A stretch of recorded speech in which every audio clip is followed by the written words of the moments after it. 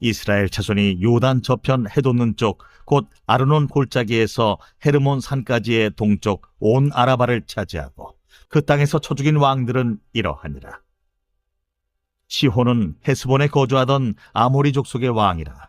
그가 다스리던 땅은 아르논 골짜기 가에 있는 아로엘에서부터 골짜기 가운데 성읍과 길르앗 절반 곧 암몬 자손의 경계 야복강까지이며 또 동방 아라바 긴네롯 바다까지이며 또 동방 아라바의 바다 곧 여메의 베디어시못으로 통한 길까지와 남쪽으로 피스가 산기스까지이며 옥은 르바의 남은 족속으로서 아스다롯과 에드레이에 거주하던 바산의 왕이라.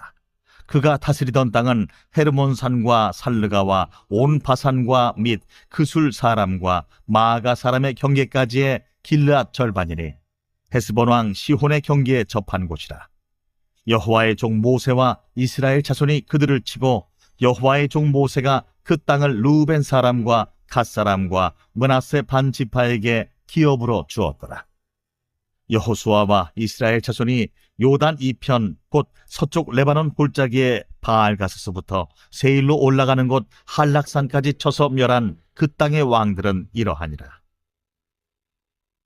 그 땅을 여호수아가 이스라엘의 지파들에게 구분에 따라 소유로 주었으니 곧 산지와 평지와 아라바와 경사지와 광야와 네겝 곧 헷 족속과 아모리 족속과 가나안 족속과 브리스 족속과 히위 족속과 여부스 족속의 땅이라.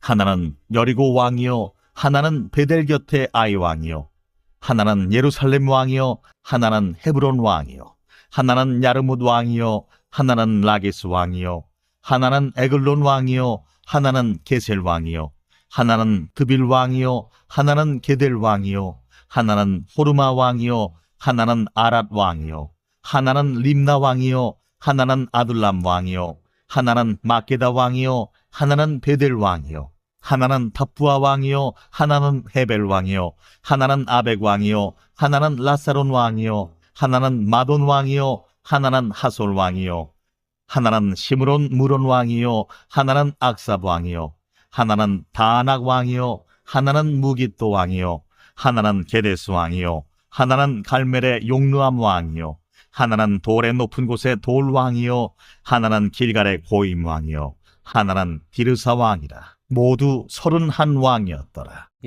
은혜는 기억하는 것이다 라는 제목으로 하나님 말씀 나누겠습니다. 나의 오늘은 언제나 2014년 10월 15일입니다. 영국에 사는 니키 페그램이라는 여인의 고백입니다. 그녀는 어느 날 병원 앞에서 넘어져서 머리에 큰 부상을 입고 전향성 기억상실증이라는 병에 걸립니다. 이후로 그녀는 새로운 사실을 기억하지 못합니다. 하루가 지나면 바로 전날 일도 떠오르지가 않고 가족과의 추억도 자신의 생일도 기억을 하지 못합니다. 그녀가 할 수 있는 일은 단 하나, 매일마다 메모를 남기는 겁니다. 그녀는 자신이 쓴 기록을 통해서만 과거를 확인하며 삶을 살아갈 수가 있습니다.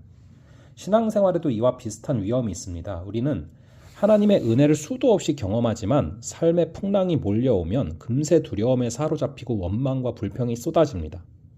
우리도 은혜를 잊어버릴 때 영적 기억 상실증에 걸린 사람처럼 믿음이 흔들리죠.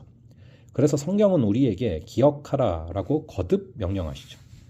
여호수아서 12장은 마치 정복사의 요약처럼 보이죠. 요단 동편에서 모세가 정복한 두 왕과 요단 서편에서 여호수아가 정복한 31명의 왕들의 이름이 나열됩니다. 이 말씀 속에는 깊은 영적 교훈이 담겨 있습니다. 바로 하나님의 은혜는 반드시 기억되어야 한다라는 것입니다. 본문은 요단강 동편에서 정복한 왕들의 이야기를 먼저 언급합니다. 이는 단순한 시간 순서가 아닙니다. 저자는 모세와 여호수아의 병행을 강조하는데요. 모세는 동편 땅을 정복해 두 지파 반에게 주었고 여호수아는 서편 땅을 정복해서 나머지 지파에게 분배합니다. 이 흐름은 하나님의 은혜가 특정 지도자에게만 머무는 게 아니라 세대를 이어서 계속된다라는 사실을 보여줍니다. 모세와 여호수아가 이끈 전쟁은 결국 하나님이 싸우신 전쟁이었죠. 지도자는 바뀌지만 은혜를 베푸신 분은 변치 않는 하나님이십니다. 본문은 아르논 골짜기에서부터 헤르몬 산까지 이어지는 요단 동편의 경계를 구체적으로 언급합니다. 아르논 골짜기, 야복강, 긴네롯 바다, 여메, 비스가 산기슭까지 구체적 지명이 등장하면서 은혜는 추상적 개념이 아니라 실제적인 성취다라는 것을 강조합니다. 시온 왕과 옥 왕의 이름이 다시 등장하는 것도 같은 이유죠. 두 왕은 출애굽 2세대에게 하나님이 주신 최초의 승리였고 그들의 땅은 요단 동편 지파들에게 기업으로 주어졌습니다. 이는 하나님이 그 백성에게 약속하신 안식의 땅이 실제로 부여된 중요한 사건이었습니다. 7절 이후는 여호수아가 요단 서편에서 정복한 왕들의 명단이 이어집니다. 여리고 왕에서 시작해서 31명의 이름이 하나하나 기록되죠. 이 명단은 하나님의 언약이 이루어졌음을 드러내는 신앙의 고백입니다. 재미있는 사실은 이 명단에는 여호수아서 본문에 직접 나오지 않는 성읍들도 포함되어 있다는 것입니다. 이쯤에서 우리는 질문하게 됩니다. 왜 굳이 왕들의 이름을 하나하나 기록을 했을까? 그것은 은혜를 잊지 않도록 하기 위해서입니다. 이스라엘 백성은 홍해의 기적을 경험하고도 금세 원망했습니다. 그래서 하나님은 요단강을 건넌 뒤에도 12돌을 세워서 기념하게 하신 것이죠. 은혜를 잊으면 감사도 믿음도 사라집니다.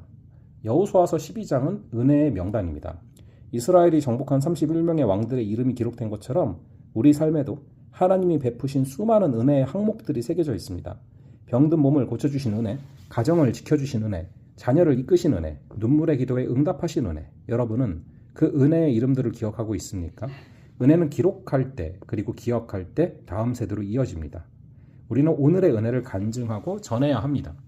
오늘 하나님이 베푸신 은혜를 하나하나 세어보시기 바랍니다. 은혜를 기억할 때 원망은 사라지고 감사와 찬양이 흘러넘치게 될 줄로 믿습니다.